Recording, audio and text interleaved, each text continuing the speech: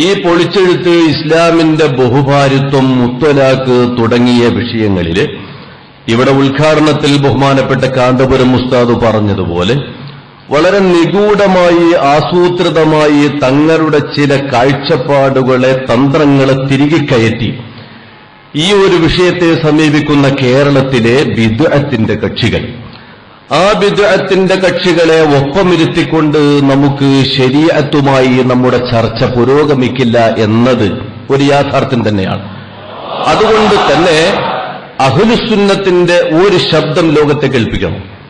ഇവിടെ സത്യം പറഞ്ഞാൽ ഏക സിവിൽ കോഡിന് വേണ്ടി വാദിക്കാൻ ചില ആളുകൾക്ക് ആയുധം കൊടുത്തവർ, ഇവിടെ ഞാനത് പറയാൻ ഉദ്ദേശിച്ചു വന്നതല്ല, പക്ഷേ മനസ്സിന്റെ ഉള്ളിലുള്ള ഒരുപാട് വികാര വിക്ഷോഭങ്ങൾ ഇത്തരം സദസ്സുകളിൽ തുറന്നു പറയേണ്ടി വരികയാണ്.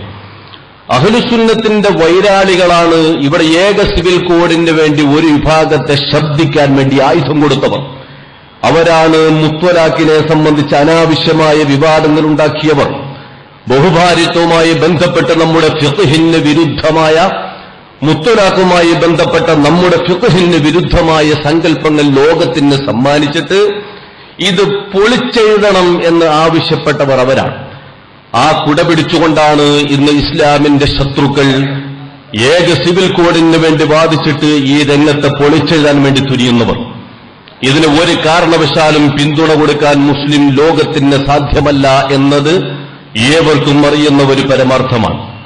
മൂന്നാമത്തെ വിഭാഗമാണ് ഈ നിയമത്തിൽ തൊട്ടുപോകാൻ അനുവദിക്കില്ല മുസ്ലിമീങ്ങൾ, തൊട്ടുപോകാൻ.